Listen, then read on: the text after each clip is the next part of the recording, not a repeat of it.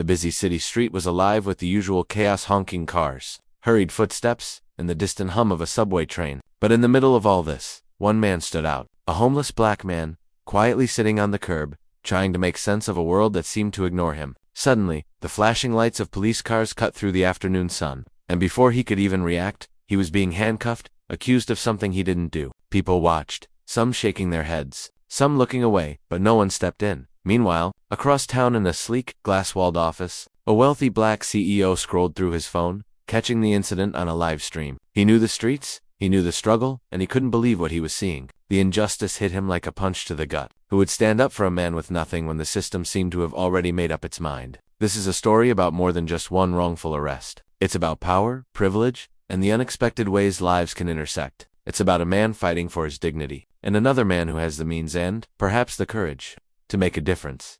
But as the police dragged the homeless man toward the squad car, and the CEO's fingers hovered over his phone, the tension hung in the air. Would anyone step in before it was too late? Or would this injustice slip away unnoticed? Just another headline in a city full of them. The answer was about to change everything. The homeless man's name was Marcus, though most people on the street just called him the quiet one. Years ago, he had a steady job, a small apartment, and plans for the future. But life had a way of slipping through his fingers: medical bills, a lost job, and a family he could barely reach. Now, his days were a cycle of scavenging, trying to stay warm, and avoiding trouble. Yet, despite everything, Marcus carried himself with a quiet dignity, a calm presence that drew a few sympathetic smiles from strangers. The CEO, meanwhile, was known in the business world as Adrian Cole, a self-made billionaire who had fought his own battles. Growing up in a rough neighborhood, he had faced systemic obstacles and discrimination, yet he climbed to the top with determination and vision. He hadn't forgotten where he came from, and that memory made the images on his phone sting even more. Watching Marcus being treated like a criminal for simply existing in public touched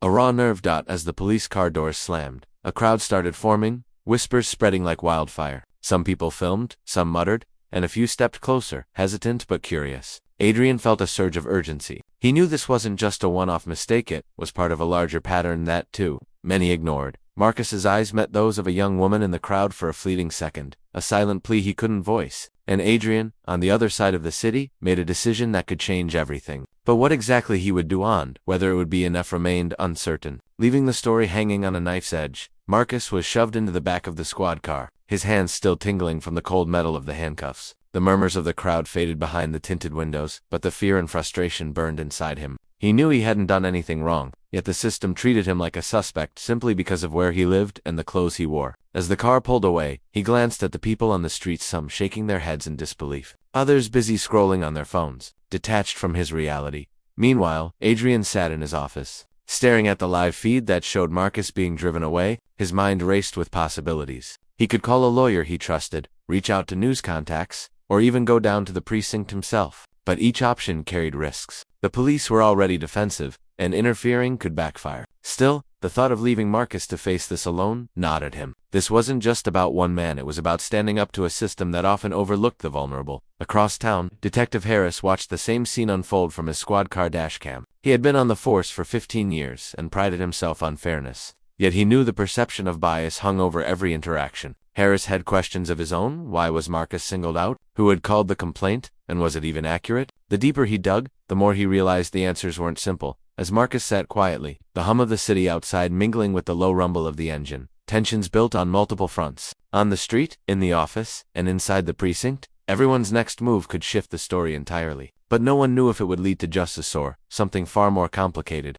The precinct was unusually tense when Marcus was brought inside. The fluorescent lights hummed overhead, bouncing off the sterile walls, while officers exchanged quick, quiet glances. Marcus kept his head down, trying to stay calm, but his heart raced. Every step echoed like a countdown, and he could feel the weight of judgment pressing down on him. Each question felt loaded, each glance heavy with assumption. He knew that one wrong word could escalate the situation, and yet staying silent felt like surrender. Adrian, on the other side of town, had already contacted a trusted associate, someone who knew the ins and outs of the legal system and could move quickly. His phone buzzed with updates, but the live feed from the precinct's exterior camera showed Marcus being led down the hallway, handcuffed, tension radiating from his every movement. Adrian's mind raced, weighing options, imagining the consequences of each. Time was slipping, and he knew the longer Marcus stayed in that holding cell, the more dangerous things could become. Inside the precinct, Detective Harris sensed the storm brewing. Something about Marcus didn't sit right with him. His demeanor calm, his eyes clear, yet the story didn't add up. He started quietly asking questions, probing inconsistencies in the initial report. Meanwhile, a few civilians who had witnessed the arrest were gathering outside, murmuring, filming, and raising voices that could quickly turn public opinion against the department.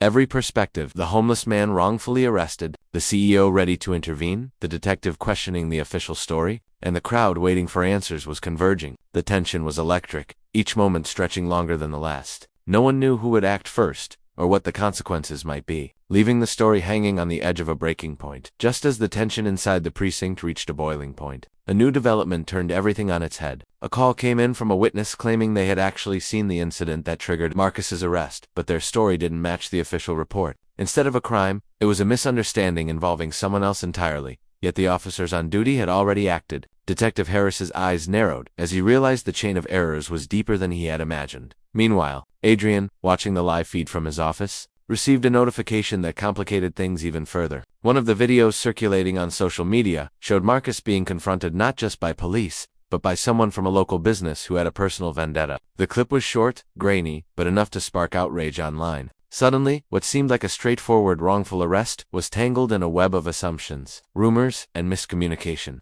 Adrian's mind raced. This wasn't just a legal matter anymore. Public attention was exploding, and the stakes were higher than ever. Back in the holding area, Marcus felt the shift in energy. Officers were whispering, making calls, their tone sharper, more uncertain. The crowd outside was growing, the murmurs turning into chants, demanding answers. Every second felt heavier, like the city itself was holding its breath. Marcus glanced at the walls of the cell, at the cameras recording him, and realized that what had started as a personal nightmare was now on the brink of becoming a public spectacle. The collision of Marcus's vulnerability, Adrian's urgent determination, the detective's growing suspicions, and the explosive public scrutiny set the stage for an unpredictable climax. No one knew how it would unfold or who would have the power to change the course of events before it was too late. The tension inside the precinct snapped like a live wire. Detective Harris stormed into the holding area, holding the witness statement that finally cleared Marcus. "He's not the person you're looking for," Harris announced, his voice cutting through the stale air. Officers exchanged uneasy glances, realizing the mistake they had made. Marcus, still seated on the bench, felt a rush of relief so intense it nearly knocked the breath out of him. At that exact moment, Adrian arrived in person, flanked by legal counsel and cameras from local news outlets he had called. The crowd outside erupted as they recognized him, and social media buzzed in